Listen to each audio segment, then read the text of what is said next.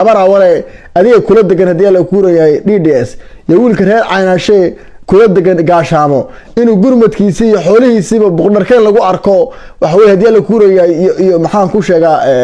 waxa weey iyo qorlugud wadawada marka koowaad dhageystayaal muuqaalka si shar gareeya faahfaahin baan ka siinaya xaaladihii ugu dambeeyay waliba muuqaalkani waa muhiim weeye waxa rabaa meelo badan ay quseeyaa oo D5 ah iyo reer SSC Khaatuma isgaarsiiya insha Allah waxaan ka warbixin doonaa arrimaha xalay soo kordhay xalay iyo maanta xaaladda jiidaha ayaan ka warbixin doonaa wararkii ugu dambeeyay waxaan kaloo ka hadli doonaa fariimo kala duwan waan diri doonaa waa idinku amaano fadlan isgaarsiiya meel dheer runtii ka tuura ugu horreyn waxaan rabaa inaan saxo xog halkan aan dhawaan ka baahiyay xogtaas oo ahayd xog markii aan baaris madax bannaan sameeyay in lagu magacaabo jaamac Kuutiye oo wada garanaysa ninkaasi oo kamid ah raggii nimanka cadawga muddo 12 sano ah jeelka Madheero ugu xidhnaa habeenii halkan xog baa ka baxday xogtii baaris baa sameeyay madax bannaan waxaan soo ogaaday ninkaasi hawlo wanaagsan oo khayriya oo reer SSC Khaatuma dan weyn ugu jirto inuu ku hawlanaa cidii xogta bixisay nasiisana ahayd cid markaasi khaldaneed doonaysa inay dadka credit-ka deegaanka kule magaca inay warbixin khaldan ka gudbiso laakiin waxaan rabaa inaan horta raali gelin ka bixino xogta sida khaldan halkan uga baxday jaamac Kuutiyena xiliga wuxuu ku foganaa inuu heshiisiinta qoysas reer SSC Khaatuma sida ilma Cabdi Faacuul iyo ilma Dhuux Afcad wada marqaan ayuu joogay balaagay waxba isku qabteen arrimahaas ayuu ku foganaa arintan dabcan isaga waa la soo galiyay waa xog khaldan ba halkaas laakiin kaas arinta qayb ka ahayn dadkuna sida ula socdo xogtana waa ka raali galeeyna sida khaldan halkan uga baxday marka intii xogta hore gaadhay in xogtana gaadho ayaan rajaynaynaa insha Allah taala annagu waxaan rabnaa inaan wax saxno waxaan rabnaa inaan wax badbaadino waxaan rabnaa inaan badqabka dadkeena iyo qadiyadeena iyo dhulkeena inaan ilaalino marka insha Allah taala sida loo socdo arinta jaamac Kuutiye ninkaas shaqo weyn ayuu SSC Khaatuma iyo dadkeena baa haya qodobkaas waa qodobka kale aan rabaa inaan faahfaahin ka siiyo shalay iyo maanta wax dagaal oo dhacay ma jirto micnaheedu ma aha in nabad timid laakiin waa la isu diyaar garoobayaa waxaana soo socda dagaaladii ugu waaweynaa oo mahandooyin badan reebi doona maalintii dhaweed dagaalkii gaadmadaha ee ay soo qaadeen jabhadda argagixisada sanam waxay ugu magac dareen sidii ay qorshuhu ahaa samriye dagaalkii ay ku samri lahaayeen laakiin samriye ma noqon wuxuu noqday saqiiriye wuxuu noqday dagaal ay ku jabaan jabhadda argagixisada sanam shalay sida muuqaalka ka aragtaan 42 cusub oo meydad ah oo tiradii muuqaalkan ka horeysay aan ku sheegin ayaa xabaalo wadareed loogu sameeyay og sida muuqaalka ka aragtaan 42 ayay xabaalo wadareed u sameeyeen jabkii ugu weynaa ayaa gaaray xalay waxa la sheegay in og laga qaxay ciidankoodana galbeedka ay ka mareen magaaladana wixii maatay iyo maxay joogtay inay dhammaan ay ka daabuleen oo dhammaan lagu daabulay Caynaba iyo dhulkaas in la geeyay wararka kale aan cadawga ka helin waxa sheegayaan sidoo kale in meel waliba ay soo gurmadeen waxa kaloo la sheegay in ay ka marayso qolihii iyo doorkii inay ka marayso heer waxay gaareen isaaq inay dhahaan reerkii odagii 4 wiil 2 wiil laga soo kaxeeyo ilaa raxabada lagu shubeeyaa halkaas dagaalku ka maraya jabkii maalinta dhaweed wuxuu noqday jab aan ka soo waaqsan karin dhimashadoodu 160 bay kor u dhaaftay dhaawac 300 buu hadii la guurayay madaxa ka jaray SSC Khaatuma laftigoodu diyaar garow balaaran ayaa ka socda waxaan rabaa inaan reer SSC Khaatuma gaarsiiyo ninka cadawga kugu ah in badan horta isdhiganay oo hamrasho badan isdhigasho badan baa jirta ama xagga maamulka ka timaado ama xagga shacabka ka timaado laakiin iminka baraarug fiican baa muuqata ogaada isa khayr wuxuu marayaa maanta qoys walba qoyska 4 wiil in 2 wiil dagaalka la soo galiyo halkaas maraysa colaad dheeraanayso way colaad hadeer sanadkan iyo sanadka dambe istaagaysa ma aha waxaana duulaan lagu yahay dalkeena iyo dhulkeena maxaa inaga la gudboon halka uu taagan yahay ninka cadawgeena laba jibeer weyn inuu istaagno weeye waxaan rabaa inaan u mahadnaqo madaxda dawladda SSC Khaatuma oo aan ugu mahadnaqo bulshada reer SSC Khaatuma ugu bushaareeyo madaxweynuhu wuxuu la shiray dhammaan dhakhaatiirta isbitaalada wuxuu ku amray cisbitaal walba kuwa private-ka ah iyo kuwa sida gaarka loo leeyahay kuwa dowladdu maamusho iyo cisbitaalada gaarka loo leeyahayba madaxweynuhu wuxuu ku amray askari soo dhaawacmay oo cisbitaal daawadiisa iyo haddii la kuray qalitaankiisa wax kasta oo caafimaad ku baxaya dowladda qabto waa bilaash weeye waxaan rabaa arintaasi inaan idinku bushaareeyo ciidamada jabaahiirta dhammaan shacabka reer si qaatimo kaalintaasi in ay la soo xiray cisbitaaladu ay bilaash yihiin oo dowladdu ay bilaash ka dhigtay askarigii soo dhaawacmana $1 laga qaadi karin taasina waa ku bogaadinaya cisbitaaladana dhammaan awaamirta madaxweynaha waa ay fuliyeen cisbitaalka isku daya amarka dowladda inuu gacan bidixeeyo oo qaab tuugnimo lacag ku qaatana haddana waxa ogaada dabagal baan ku hayn cisbitaal walba wallahi bilaa wakiila noo jooga askariga soo dhaawacmay qalaska ah daawadiisa qaliinkiisa wax walba dowladda qabta waa bilaash weeye madaxweynahana waa ugu mahadnaqayaa doorka oo arintaasi ka qaatay dalku xaalad dagaal buu galay waxaana waxa weeye loo diyaar garoobay dagaal in dalka la difaaco waxaan rabaa inaan si gaar ah isagana u mahadnaqo gudoomiyaha bisha cas SSC Khaatumo Daakir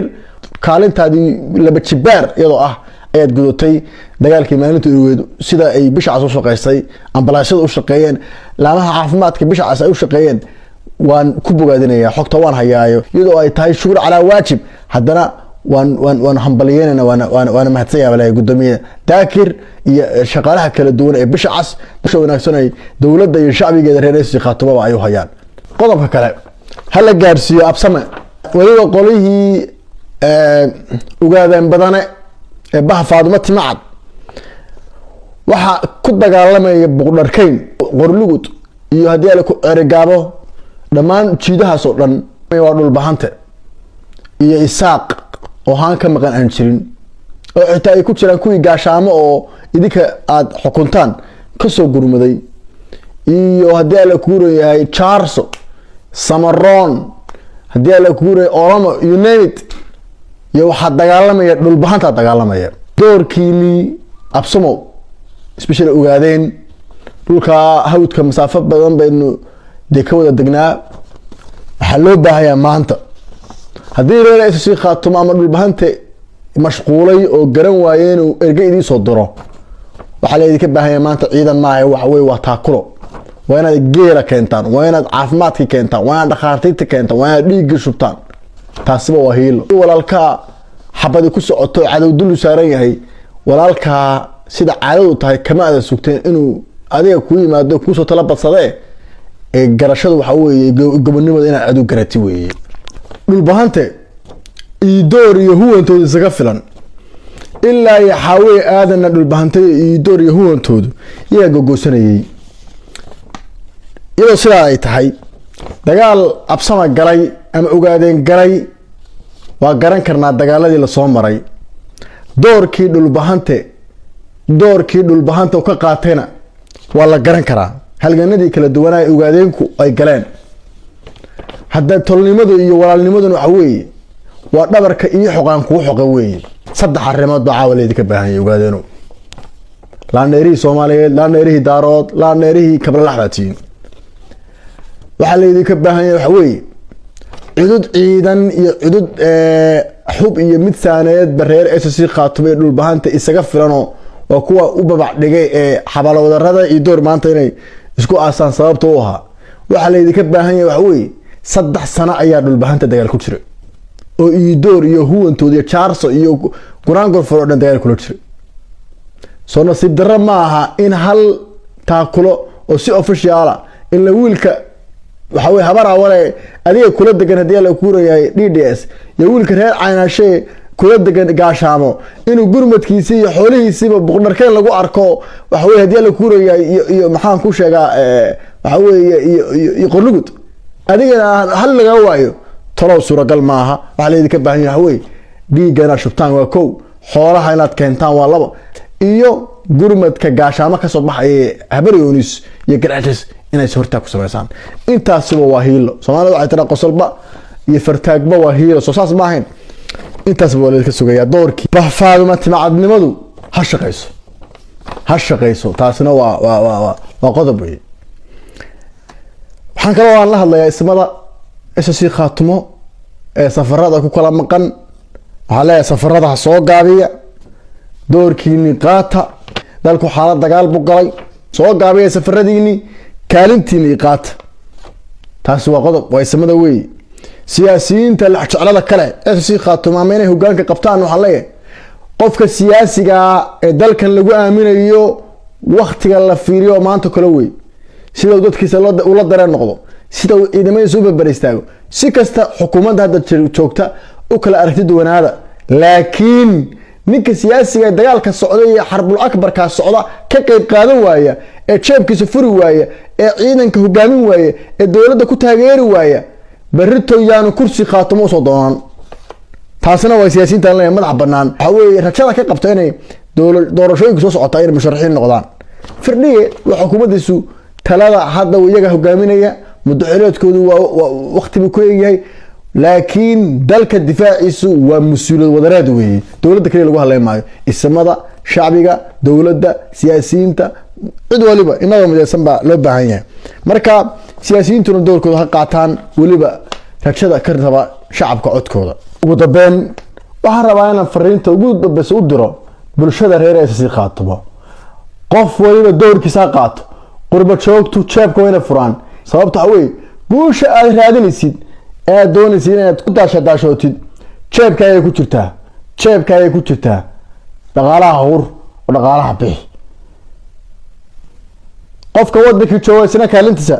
hadduu ciidan inuu furimaha tago hadduu caafimaad iyo goobaha caafimaadka tago hadduu yahay waxa weeye hadii la kuurayahay goobayaasha kala duwan ee waxa weeye shaqooyinku ay ka socoto inuu waxa weeye shaqada ka qabto baa loo baahan yahay waxaanu difaacana waa dalkeeni xaq u dir baan nahay wiilashii maalinta weerarka lagu soo qaadana ba example kugu filan guushii ay soo hayeen dhirbaxada cadawga duulaanka ahaa wixii ku dhacay wala socotay dhirbaxada lagu dhiftay wada ogtihiin hal diyaar garoobo madaxda dawladda waxa la rabaa dawladdu inay shacbiga hogaamiso xaalad dagaal dalka loo diyaar gareeyo ilaa ay saaqoostaan